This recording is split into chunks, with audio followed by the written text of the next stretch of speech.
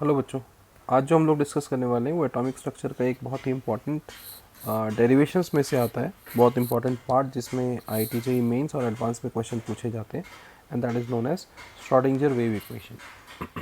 तो Schrodinger wave equation की derivations हम लोग कैसे करते हैं, इसके लिए हमें एक सिंपल सी एजम्पशंस करनी पड़ेगी। मान लेते हैं कि हमारे पास एक ऐसा वेव है, ये हम जानते हैं साइन वेव होता है ना।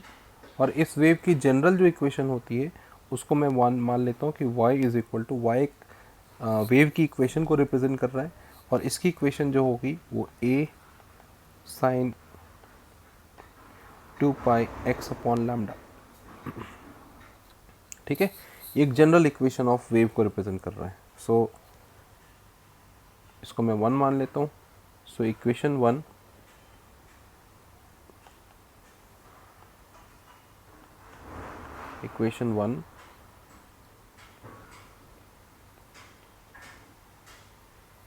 represents जनरल वेव इक्वेशन, एक वेव की जनरल इक्वेशन है ना। अब हम लोग इसके लिए क्या करेंगे, अब इससे हम लोग श्रोडिंगर वेव इक्वेशन पे कैसे पहुंचते हैं। तो हम जानते हैं कि इस इक्वेशन की जो श्रोडिंगर वेव इक्वेशन है ना, वो क्या है, H psi is equal to E psi, और एच ऑपरेटर है, इसमें एच क्या रिप्रेजेंट कर रहा है, H is an Hamiltonian operator. ये कैप जो ऊपर है ऑपरेटर को रिप्रेजेंट करता है। सो ये एक हैमिल्टोनियन ऑपरेटर है, हैमिल्टोनियन ऑपरेटर्स। अभी ऑपरेटर क्या होता है, basically these are mathematical operations जो कि हम लोग किसी भी मैथमेटिकल इक्वेशंस पे या किसी भी मैथमेटिकल फॉर्म पे अप्लाई करके उनकी वैल्यू निकाल सकते हैं। तो ये हमारा general form of wave equation है, किसी भी इलेक्ट्रॉन के लिए हम लोग ये यूज़ कर सकते हैं, है ना। अब इसमें एक साई नया टर्म आएगा, तो साई क्या रिप्रेजेंट करता है, basically Sai represents the wave equation of electron, है ना। इलेक्ट्रॉन की अपनी वेव होगी और उसकी मैथमेटिकल इक्वेशन को हम किससे रिप्रेजेंट करेंगे, साई। तो Sai is a wave function, इसको हम लोग क्या बोलते हैं, वेव फंक्शन। अब वेव फंक्शन क्या है, this is the mathematical equation of wave of electron. So it is equation of wave of electron, है ना, एक इलेक्ट्रॉन की वेव की इक्वेशन होगी। अब हैमिल्टोनियन ऑपरेटर जो होता है, this is double differentiation operator, है ना। ये क्या है, ऐसा है, dx स्क्वायर प्लस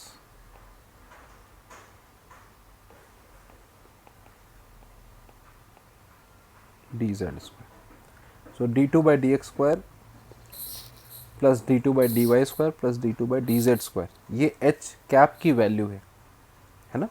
अब हम लोग करेंगे क्या, इस h कैप की वैल्यू की मदद से हम कोई भी वेव बनाएंगे, वेव की इक्वेशन बनाएंगे और उस पर ये ऑपरेट करेंगे और फाइनल इक्वेशन तक पहुंचेंगे। उस इक्वेशन की जो रूट होगी, है ना, वो ई होगा। ई यहाँ पे क्या रिप्रेजेंट कर रहा है, E represents the root of equation, the solution of equation, solution और रूट्स ऑफ जो इक्वेशन मैंने लिखा उसके रूट यानी कि सॉल्यूशन को रिप्रेजेंट करता है ना। अब हम लोग इसको कैसे देखेंगे, सबसे पहले हमारे पास ये तो जनरल फॉर्म है इक्वेशन का, वेव का, किसी भी वेव का। इलेक्ट्रॉन की वेव अगर हमें वेवलेंथ पता हो तो वैल्यू पुट करके हम इलेक्ट्रॉन की वेव की इक्वेशन बना सकते हैं, ठीक है ना। तो हम करेंगे क्या, एक जनरल फॉर्मेट से इसको डिराइव करने की कोशिश करेंगे।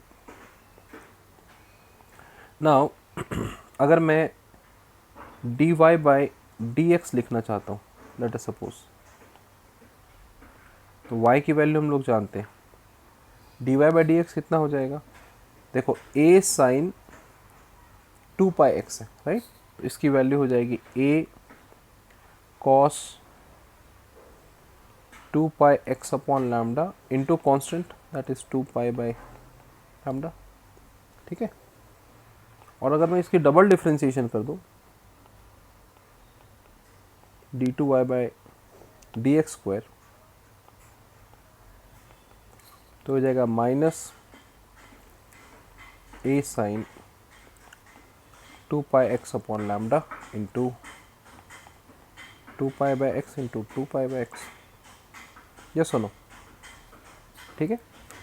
अगर मैं इसको सिंप्लीफाई करूँगा तो क्या आ जाएगा, देखो इसको सिंप्लीफाई करके मैं इसको ऐसा लिख सकता हूँ, यहाँ से यहाँ तक की वैल्यू को हमने y कंसिडर किया था शुरू वाले इक्वेशन में, ये वाला इक्वेशन है, लेट दिस बी 1 फ्रॉम 1, और इसकी वैल्यू हो जाएगी 4 पाई स्क्वायर, और नीचे ये लैम्डा है, x नहीं है सॉरी, ये लैम्डा है, तो इसको मैं लैम्डा लिख देता हूँ, लैम्डा की स्क्वायर, आगे एक माइनस साइन आ जाएगा, और यहाँ पे y लिख दूँ तो हमारा एक इसकी वैल्यू क्या हो जाएगी, d2y by D x square की वैल्यू क्या हो गई, -4 pi square by lambda square into y. Okay, चलते हैं हम नेक्स्ट पेज पे। आपको जहाँ पे लगता है कि दोबारा देखने की ज़रूरत है वहाँ पे पॉज करके देख लीजिए और कैलकुलेशन खुद से करके देखो, तो आपको समझेगा कि ये कैलकुलेशंस कैसे की, है ना। बहुत सिंपल है कैलकुलेशन, बहुत ज़्यादा कुछ हमने नहीं किया। आगे बढ़ते हैं। अब अगर y, मान लो y जो है ये क्या रिप्रेजेंट करता है, इलेक्ट्रॉन के वेव की इक्वेशन है।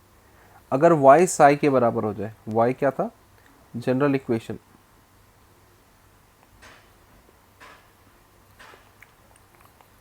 ऑफ वेव ऑफ इलेक्ट्रॉन को रिप्रेजेंट करता हूँ, and when y is replaced by psi, so जब मैं y is equal to psi मान लेता हूँ, साई वेव फंक्शन को रिप्रेजेंट करता है ना, किसी भी वेव की इक्वेशन को रिप्रेजेंट करेगा साई। यहाँ पे जैसे मैंने लिखा था, ये साई क्या रिप्रेजेंट करता है, वेव फंक्शन को रिप्रेजेंट करता है। चाहो तो आप यहाँ पे लिख सकते हो दोबारा, ये वेव फंक्शन को रिप्रेजेंट करता है। इसको प्रोनाउंस कैसे करते हैं हम लोग, इसको प्रोनाउंस करते हैं, साई को हम लोग पढ़ेंगे PSI, P साइलेंट होता है, साई पढ़ते हैं हम लोग इसको, है ना।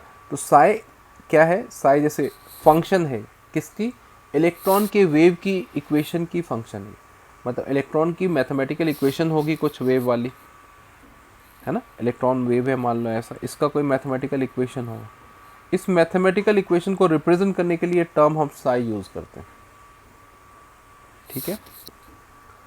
तो अगर मैं इसको रिप्लेस कर दूं तो क्या बन जाएगा, d2 psi by D x square is equal to -4 pi square by lambda square into y, ऐसा बन जाएगा। y की वजह मैं यहाँ पे साई लिख देता हूँ क्योंकि रिप्लेस कर दिया मैंने psi. Okay, now let this be 2, इसको मैं 2 मान लेता हूँ। Also from de Broglie's wavelength, from de Broglie's equation,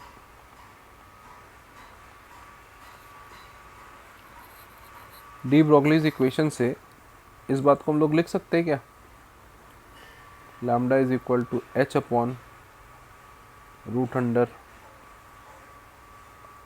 2m/ke, यहाँ पे ke काइनेटिक एनर्जी है, तो मैं इसको रिप्लेस कर देता हूँ h upon root under 2m e-v।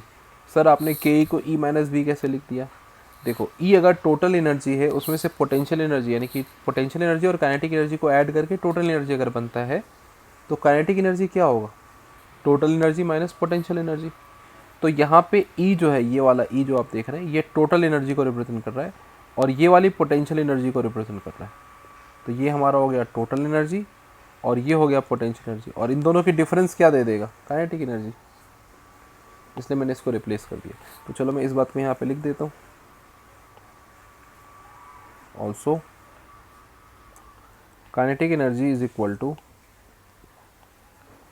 total energy minus potential energy। ये जस्ट एक सिंबल है, इसको याद रखना, सिंपल है, ठीक है ना। इस वाले मेथड से, इस वाले इक्वेशन से मैं क्या करता हूँ, लैम्डा स्क्वायर लिख देता हूँ। Lambda square is equal to क्या हो जाएगा, h स्क्वायर, और नीचे का रूट कैंसिल हो जाएगा, तो बन जाएगा 2 पाई e-v, राइट। अब इसको मैं मान लेता हूँ 3, अब फ्रॉम 2 and 3 देखो, इस इक्वेशन को 2 माना था, इसको 3 मान लिया हमने। सेकेंड इक्वेशन में लैम्डा की वैल्यू 3 से पुट कर दूँ, तो इस बात को मैं यहाँ पे लिख देता हूँ।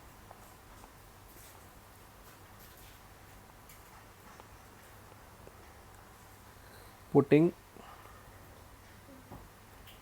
Value of lambda square from 3 into we get, क्या मिल जाएगा हमें, d2 psi by D x square is equal to -4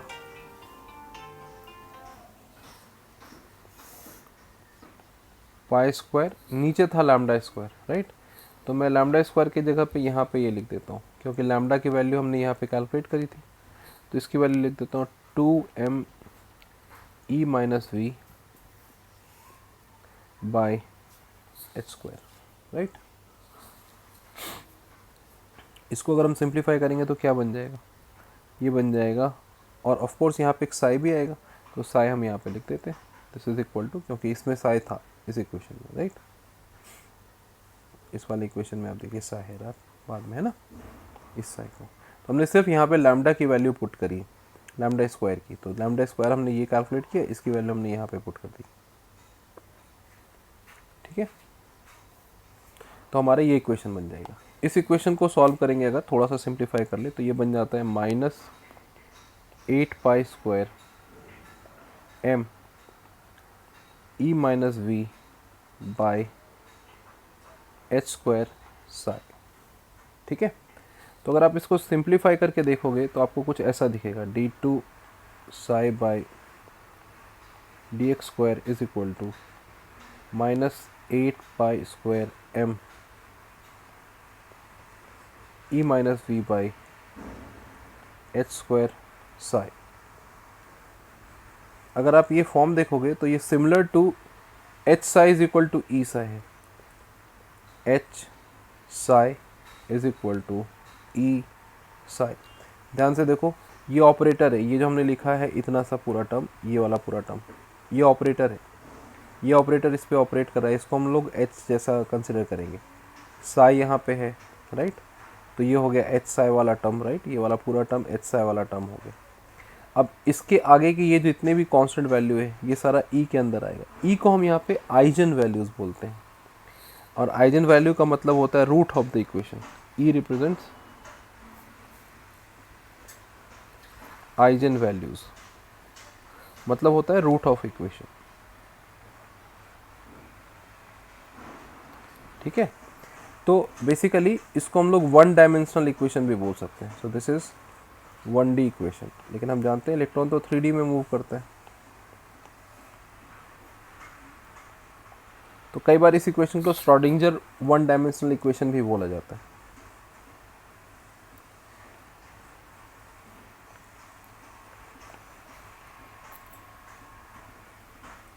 तो इसको हम 3D में कन्वर्ट करेंगे अपने। तो हम जानते हैं 3D में एक्स वाई जेड एक्सिस होते हैं, है ना।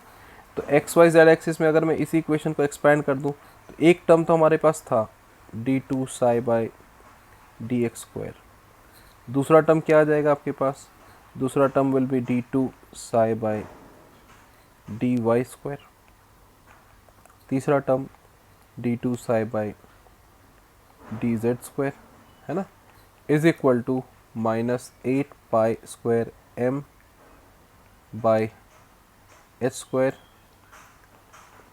ई माइनस वी साई, ऐसा बन जाएगा, ठीक है। ये इक्वेशन हमारा कहलाता है 3 डायमेंशनल इक्वेशन, श्रोडिंगर 3 डायमेंशनल, मतलब Schrodinger wave equation in 3D। सो अगर मैं इसको 4 मान लेता हूँ, so equation 4 is called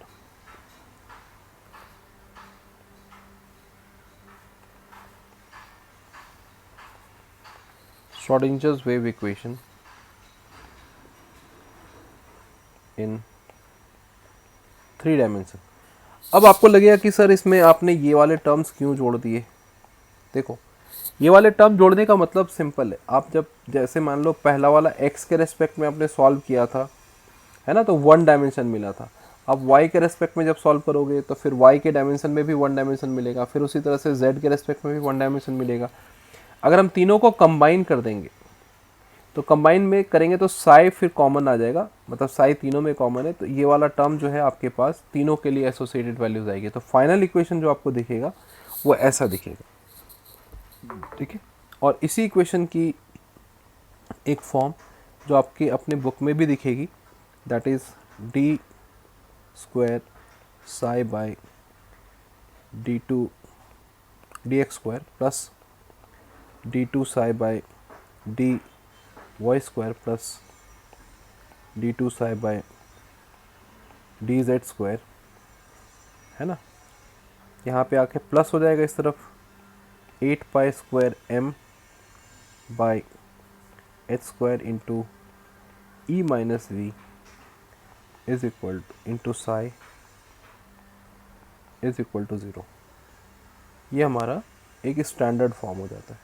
actually ये फॉर्म भी क्या है, ऊपर से ही डिराइव हुई है, और ऊपर वाला फॉर्म क्या हो जाएगा, एक्चुअली इसकी रॉ फॉर्म अगर आप देखोगे तो ये फॉर्म एक्चुअली ऐसा फॉर्म है, H psi is equal to E psi, है ना। इस वाले टर्म से सारे से साई कॉमन ले लो बाहर, तो आप लिख सकते हो एच, याद करो एच ऑपरेटर कैसा था, यहाँ रहा हमारा, हमने बताया था एच ऑपरेटर। देखो यहाँ पे अगर आप लिखोगे और इस पे साई ऑपरेट करोगे तो आगे यहाँ पे कुछ कांस्टेंट आएगा, फिर साई आएगा। ये इक्वेशन तो ऐसी ही है ना जो हमने अभी लिखी है, ये एक जनरल फॉर्म बनेगा, और ऐसा ही इक्वेशन हमने डिराइव करके यहाँ पे मिला।